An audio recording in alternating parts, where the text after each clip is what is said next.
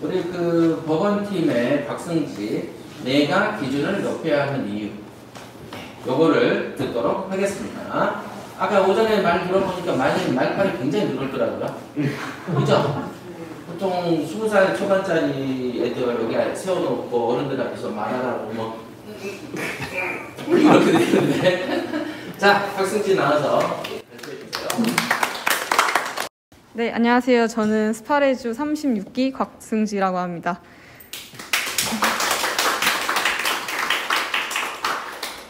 제가 이제 발표를 할 주제는 방금 대표님께서 말씀해 주신 것처럼 내가 기준을 높여야 하는 이유입니다.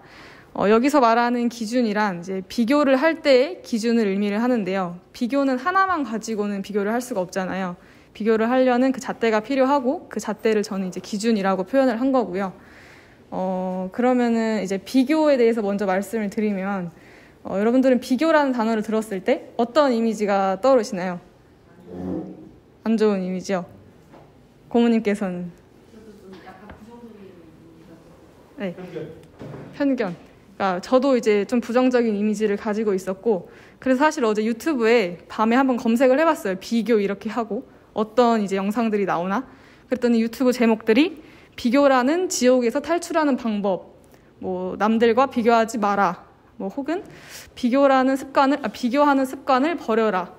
이런 다 부정적인 말들만 많이 나오더라고요. 그래서 저는 그거를 보고 과연 비교라는 게 이렇게 단점만 있을까? 그러니까 소위 말하는 이렇게 역기능만 있을까? 좀 좋게 사용할 수 있는 방법은 없을까? 그러니까 순기능처럼 사용할 수 있는 방법은 없을까? 생각을 하다가 그럼 먼저 비교를 누구랑 비교를 해야 할까가 먼저 떠오르더라고요. 누구랑 비교를 해야 할까를 먼저 생각을 해보게 되더라고요. 보통 저는 그런 말들이 되게 많이 들어왔는데 타인과 비교하지 말라는 말들을 어른들께서 많이 하시더라고요. 그러니까 비교를 할 때는 나 스스로와 비교를 해야지 남들과 비교하면은 그거 되게 안 좋은 버릇이다.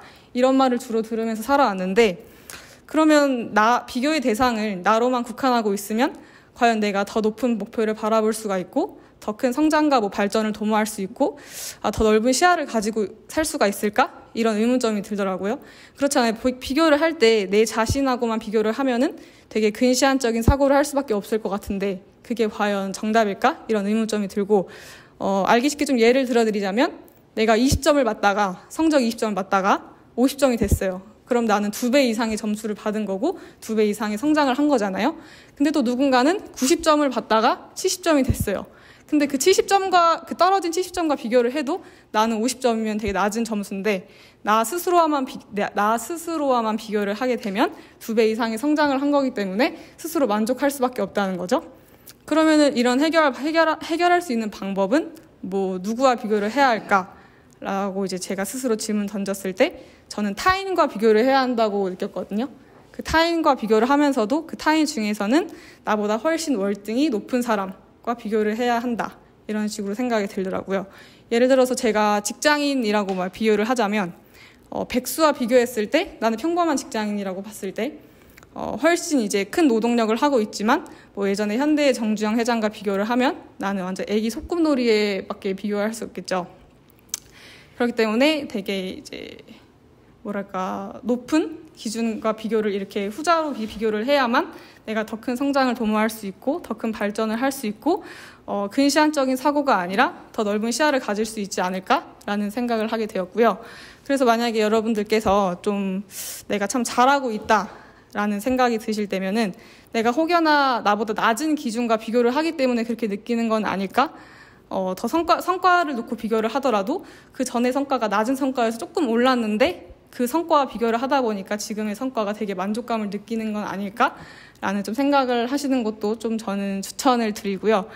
그리고 마지막으로 앞으로 투자를 하시던 아니면은 일상생활 속에서도 지금까지 해왔던 비교의 기준보다는 조금 더 높은 기준을 두고 비교를 한다면 지금까지 이루어 오셨던 투자나 일상생활 속에서의 성과보다 더 큰 성과를 이루실 수 있지 않을까라는 생각이 듭니다.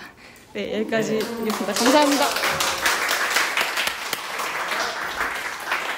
자, 24살짜리가 생각하기엔 상당히 어려운 주제죠. 국선 씨 아까 문자 온 거 있어요? 네.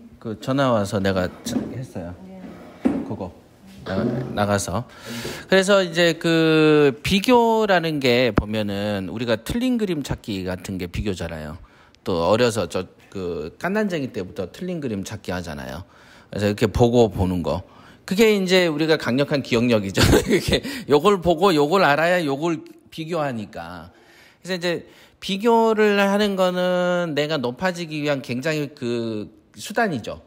우리가 이제 무술을 배울 때 보면은 이 선생님 몸동작하고 나를 비교해서 제가 아까 이렇게 치던데 이렇게 눈알 파던데 그러면서 이렇게 종통으로 안 가고 이렇게 허리를 틀면서 이렇게 파던 이걸 이제 비교해야 이 파는 걸 배우죠. 그죠?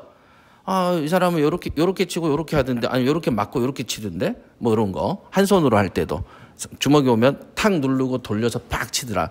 근데 그냥 누르고 찌르려고 하면 동작이 2단계인데 탁 이러면 한 단계로 간다 이게. 그게 비교라는 능력이 없이는 할 수가 없죠. 이게. 그러니까 비교하는 능력은 굉장히 우리에게 관찰력과 통찰력이 요구되는 영역이에요. 그래서 이제 비교를 잘하는 거는 능력이죠. 근데 이제 거기에 비교하면서 상대를 욕을 하니까 문제가 되는 거죠. 그러니까 1단계 비교만 보면은 좋은 거고 비교해서 욕을 하고 너는 왜 이러냐 저 집 아들은 저런데 아이고 저 집 남편은 나를 호강시켜 주던데 내가 전생에 먼지를 질러줘 네 같은 놈을 만나가지고 내가 요 뒷버전이 문제인 거지. 비교는 좋은 것이다. 비교는 인지 능력 같은 거죠. 그죠? 좋은 거예요. 그 다음 또 비교하면서 자기를 또 폄하하는 사람 있죠. 저 사람은 되는데 나는 안 돼. 우울해지죠. 그래서 자살을 한다 이게. 그죠? 그러니까 비교는 잘하는 건 좋은 거야. 근데 이거를 가지고 상대를 폄하하거나 자기를 폄하해버리면 문제가 생기는 거죠. 비교해서. 이해되십니까? 근데 자기를 폄하하는 건 시기 질투죠. 남이 사촌이 땅을 사면 배가 아프니까. 그죠? 비교해서 배가 아픈 거야. 근데 비교 능력이 없으면 배는 안 아프겠죠. 근데 이제 시기 질투하는 마음 없어지면 되는 거지. 비교는 좋은 일이다. 아까 이제 승지가 말했던 비교는 나의 발전의 그 모델을 삼는다는 측면에서 좋은 거죠. 한국이 옛날에 미국의 모델 또는 한강의 기적은 뭐 독일의 모델 이렇게 이제 롤 모델을 찾잖아요. 이제 그런 식의 비교는 좋다. 이제 승화를 그쪽으로 시키자라는 24살짜리의 깨달음이었습니다. 예. 이제 한참 이 정도 깨달음이 살짝 오면 그다음부터는 계속 깨달음이 생깁니다. 계속 생기게 돼 있어. 앞으로도 쭉쭉쭉쭉. 이게 이제 그 깨달음의 입문 단계에 들어간 느낌 있습니다.